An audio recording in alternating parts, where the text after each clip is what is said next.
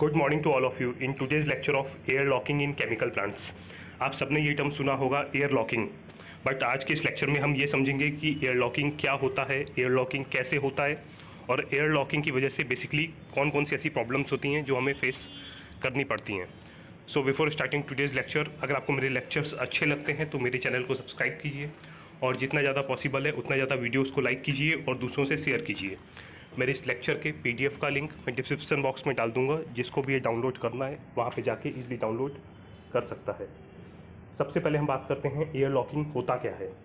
Air locking basically अगर air आपके close किसी भी क्लोज सिस्टम, बेसिकली हम बात करते हैं फ्लूइड फ्लो, अगर आपके पाइपलाइंस में जो एक क्लोज सिस्टम होते हैं उनमें कहीं पे एयर आपकी ट्रैप हो जाती है, जिसकी वजह से बेसिकली होता क्या है कि जो फ्लूइड उससे फ्लो कर रहा होता है उसका फ्लो रिस्ट्रिक्ट होने लगता है, इधर पूरा का पूरा ब्लॉक हो जाता है।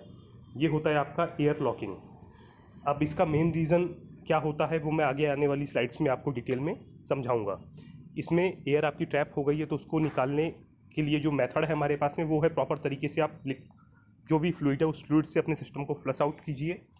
जब आप प्रॉपर तरीके से फ्लशिंग करेंगे तो फ्लूइड अपने साथ में एयर को ड्रैग करके बाहर की तरफ निकाल के लेके चला जाएगा।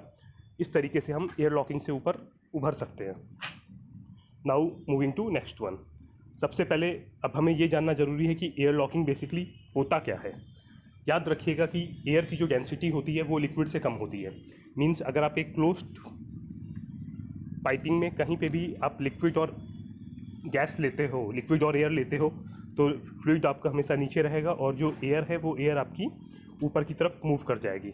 अब होता क्या है कि धीरे धीरे अगर आपके सिस्टम में एयर काफ़ी सारी प्रेजेंट है तो एयर एक जगह एक्यूमुलेट होने लग जाती है। अगर उस एयर पे लगने वाली जो फोर्स है वो फोर्स इतनी कैपेबल है कि वो उस एयर को अपने साथ में मूव करवा के लेके चली जाएगी तो आपके सिस्टम में एयर लॉकिंग नहीं होगी।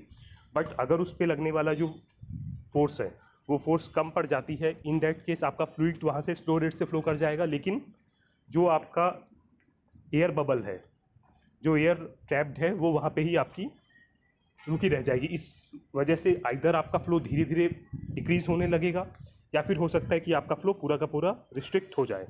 अब ये जो एयर आपकी ट्रैप हुई है इसके सबसे बड़े डिसएडवांटेजेस आपको बताता हूँ। ये क्या करता है कि फ्लूइड जो फ्लो कर रहा है उसके लिए एक्स्ट्रा रेजिस्टेंस प्रोवाइड करता है, जिसकी वजह से अब फ्लूइड के फ्लो को अगर एक्स्ट्रा रेजिस्टेंस मिल रहा है तो या तो फ्लूइड का फ्लो कम हो जाएगा या फिर बिल्कुल ही बंद हो जाएगा। इस वाले डायग्राम में आप बेसिकली देख सकते हैं, मैंने यहाँ पे दो एयर लॉक्स दिखाए हैं जिससे आपको आइडिया लग जाएगा कि अपर स्ट्रीम से जब दूसरी स्ट्रीम पे ये फ्लो कर रहा है तो ये दो जगह इस डायग्राम में एयर लॉकिंग हुआ है। तो एयर लॉकिंग की वजह से आपकी जो फ्लूइड फ्लो की कैपेसिटी है उस पर बुरी तरीके से इम्पैक्ट आता है। अब एयर लॉकिंग को समझाने के लिए नेक्स्ट में मैं आपको बेस्ट एग्जांपल बता रहा हूँ। इस डायग्राम को आप गौर से देखिए। इस वाले डायग्राम में टॉप में टैंक लिया गया है और नीचे आपको फ्लूइड फ्लो करना है। अब मान लीजिए ये जो टॉप में टैंक है इसमें फ्लूइड बिल्कुल भरा हुआ है और नीचे की सारी पाइपलाइंस खाली हैं। जैसे ही आप फ्लूइड का फ्लो यहाँ से चालू करेंगे फ्लूइड नीचे की तरफ मूव होना स्टार्ट हो जाएगा। अब अप टू पॉइंट H1 आपको कोई भी प्रॉब्लम नहीं आने वाली है। आपकी नीचे की सारी पाइपलाइंस खाली थी, लेकिन अप टू पॉइंट H1 आपको किसी भी तरीके की कोई भी प्रॉब्लम नहीं आएगी। लेकिन जैसे ही आप H1 से H2 पॉइंट की तरफ मूव करोगे, मीन्स ये वाला जोन, जैसे ही आप इस वाले जोन में मूव करोगे तो आप देखोगे कि यहाँ पे सडन स्लोप है। अब सडन स्लोप की वजह से H1 पॉइंट के ऊपर यहाँ पे जैसे ही आपका फ्लूइड मूव कर रहा है, अब फ्लूइड है और फ्लूइड के साथ में आपकी एयर है। अब होगा क्या कि यहाँ पे स्लोप काफ़ी ज़्यादा है तो जो आपका पानी है वो एयर की वेलोसिटी से पहले, एयर की वेलोसिटी से ज़्यादा रेट से नीचे की तरफ मूव करेगा और नीचे की तरफ चला जाएगा। अब इसकी वजह से होगा क्या कि जो एयर है वो एयर आपकी H1 से H2 के जोन में आके फंस रही है, लेकिन वाटर आपका सडनली मूव करके H2 तक मूव करके जा रहा है। H2 एंड अबव वो जाता रहेगा। मीन्स यहाँ पे सडन स्लोप की वजह से क्या हुआ है कि लिक्विड की वेलोसिटी आपकी जो एयर के बबल्स जा रहे हैं इसके साथ में उसकी वेलोसिटी से ज़्यादा हो जाएगी। अब उसकी वेलोसिटी से जैसे ही वो ज़्यादा हुई तो क्या होगा, आपकी एयर आगे पीछे छूट जाएगी और आपका जो पानी है वो आगे की तरफ मूव कर जाएगा। इस वजह से ये H1 और H2 के जो बीच का जोन है, आपका H1 तक पानी है और यहाँ पे आपका H2 तक पानी है, लेकिन ये जो बीच का जोन है इसमें आपकी एयर धीरे धीरे ट्रैप होने लगेगी। अब मान लीजिए कि आपके सिस्टम में इतनी सफिशिएंट एयर है कि वो H1 और H2 के बीच के ठीक ठाक जोन को कैप्चर कर लेती है। अब होगा क्या कि पीछे से जो आपका पानी आ रहा है H1 और H2 पॉइंट, अगर H1 जो पॉइंट है यहाँ पे जो प्रेशर है पानी का वो इतना है कि वो फ्लूइड जो भी ट्रैप्ड एयर है उसको अपने साथ में मूव करके आगे की तरफ मूव करवा सकता है।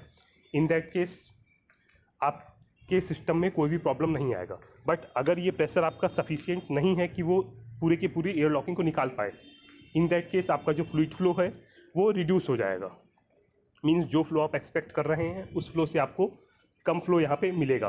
बट अगर आपका H2 पॉइंट पे जो प्रेशर है वो H1 पॉइंट से ज़्यादा है, इन दैट केस आपका पूरा का पूरा ब्लॉकेज हो जाएगा, आपका फ्लूइड फ्लो करेगा ही नहीं आपके सिस्टम में। सो होप आपको इस डायग्राम से अब ये बिल्कुल क्लियर हो गया होगा कि एयर लॉकिंग कैसे होता है, क्यों होता है और इसके लिए हमको क्या क्या चीज़ें ध्यान में देना है। अब एयर लॉकिंग बेसिकली सिस्टम में होता क्यों है? एयर लॉकिंग जस्ट आपको पता है कि कहीं ना कहीं से आपके सिस्टम में एयर है। जो एयर आपको कभी भी आप नया स्टार्टअप करते हो तो आपने मैक्सिमम टाइम में ये प्रॉब्लम्स फेस की होगी, बिकॉज जब आप कोई नया प्लांट कमीशन कर रहे हो फर्स्ट टाइम तो आपके पूरे सिस्टम में एयर है, आपको उस एयर को रिप्लेस करके वहाँ पे फ्लूइड को मूव करवाना है। सेकंड, अगर कोई सिस्टम आपका शट डाउन हो गया है, आप उसको रिस्टार्ट करने जा रहे हो, इन दैट केस भी आपकी पाइपलाइंस खाली रहती हैं, मीन्स उनके अंदर एयर है तो भी आप उसको रिमूव करना है। थर्ड वन, अगर कोई सिस्टम ब्रेकडाउन में गया है, अगर एक प्लांट ब्रेकडाउन, एक है प्लांट शट डाउन, एक है ब्रेकडाउन, अगर कोई प्लांट शट डाउन है या फिर ब्रेकडाउन है, इन दोनों केसेस में आपकी जो पाइपलाइंस हैं वो पूरी की पूरी खाली हो जाती हैं, तो आपको उनको अच्छे तरीके से एयर लॉकिंग उसका निकालना है। जितना ज़्यादा पॉसिबल हो उतना ज़्यादा यू लूप्स अवॉइड कीजिए अपने सिस्टम में, या फिर बेंड्स अवॉइड कीजिए जितना आप कर सकते हैं। और कोई भी ऐसा सिनेरियो मत रखिए जिसमें जो लिक्विड आपका पाइपलाइंस में या कहीं पे फ्लो कर रहा है वहाँ पे उसके वेपर में कन्वर्ट होने के चांसेस काफ़ी ज़्यादा हो जाएं। मींस हाई टेम्परेचर, मींस आप उसके बॉइलिंग पॉइंट को ध्यान में रखते हुए उसके वेपर प्रेशर को ध्यान में रखते हुए ये देखिएगा कि जो भी फ्लूइड आपका फ्लो कर रहा है कहीं पे भी ऐसा सिनेरियो ना बने कि उसको मिलने वाला टेम्परेचर उसके बॉइलिंग पॉइंट से ज़्यादा चला जाए। मींस आपका लिक्विड पता चला वेपर्स में कन्वर्ट होने लग जाए, इन दैट केस आपका वहाँ पे भी आपको प्रॉब्लम आएगी। अब बात करते हैं कि इसकी वजह से बेसिकली मेजर इम्पैक्ट्स क्या होते हैं एयर लॉकिंग के। एयर लॉकिंग का सबसे मेजर इम्पैक्ट ये रहता है कि यूटिलिटीज़ के जो फ्लो हैं वो बुरी तरीके से डिस्टर्ब हो जाते हैं। इसीलिए आपने प्लांट्स में भी देखा होगा कि अगर आपको एयर लॉकिंग निकालना है तो हम सेलेक्ट करते हैं सबसे ऊपर वाला पॉइंट, हाईएस्ट पॉइंट से हमेशा एयर लॉकिंग निकाला जाता है ताकि जितनी भी एयर आपके सिस्टम में ट्रैप्ड है वो कैरी फॉरवर्ड होकर टॉप पॉइंट से निकल जाए। मान लीजिए किसी कंडेंसर में आपको एयर लॉकिंग निकालना है, इन दैट केस आप क्या करोगे, पहले तो जो आउटलेट यूटिलिटी का जा रहा है उसको आप बंद कीजिए। वहाँ पे जो आपका पॉइंट दिया हुआ है जहाँ से आप एयर लॉकिंग निकाल सकते हैं, आप उस पॉइंट को ओपन कीजिए और इनलेट का वॉल्व आपका ओपन रहना चाहिए। तो आपका इनलेट से वाटर आ रहा है या इनलेट से आपका फ्लूइड आ रहा है और उस पॉइंट से आपका फ्लूइड पूरा बाहर की तरफ निकल रहा है। जब आपको लगता है कि अब खाली पानी आने लगा है और एयर नहीं आ रही है, इन दैट केस आप अपने सिस्टम का फ्लो बेसिकली स्टार्ट कर सकते हो। अब इम्प्रॉपर यूटिलिटीज़ का फ्लो एयर लॉकिंग की वजह से, इसकी वजह से केमिकल इंडस्ट्रीज़ की बैकबोन होती है यूटिलिटीज़। अगर इनका प्रॉपर फ्लो नहीं मिला तो आपका मान लीजिए कोई केमिकल रिएक्शन चल रहा है जिसमें आपके काफ़ी सारे वेपर्स जनरेट हो रहे हैं या फिर मान लीजिए डिस्टिलेशन चल रहा है, आपके कंडेंसर्स में अगर सफिशिएंट यूटिलिटीज़ का फ्लो नहीं जाता है, इन दैट केस आपका सिस्टम प्रेशराइज होने का चांसेस रहता है। हो सकता है वेंट से आपका मटेरियल फेंक दे। इजेक्टर्स के लिए सबसे ज़्यादा इंपॉर्टेंट यूटिलिटी होती है जो उनके कंडेंसर्स में आपका कूलिंग वाटर घूमता है।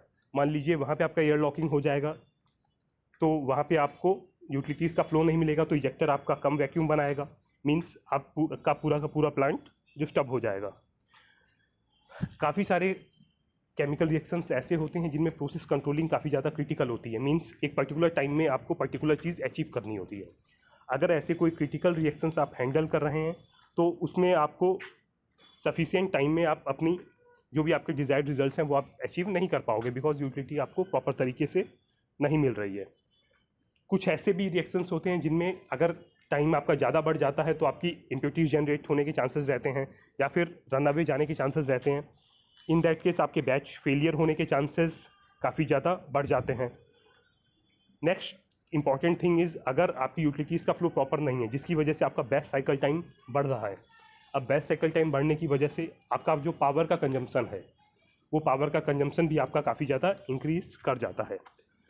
अब इम्प्रॉपर यूटिलिटीज़ के फ्लो की वजह से अगर मान लीजिए आपका रनअवे रिएक्शन हो जाता है, इन दैट केस आपका नियर मिस या फिर अगर कुछ आपका काफ़ी क्रिटिकल रिएक्शन है, इन दैट केस कुछ फैटल होने के भी चांसेस काफ़ी ज़्यादा इंक्रीज कर जाते हैं। सो होप आपको आज का लेक्चर अच्छा लगा होगा। नेक्स्ट लेक्चर में we will be back with a new topic. Till then, goodbye and have a nice day.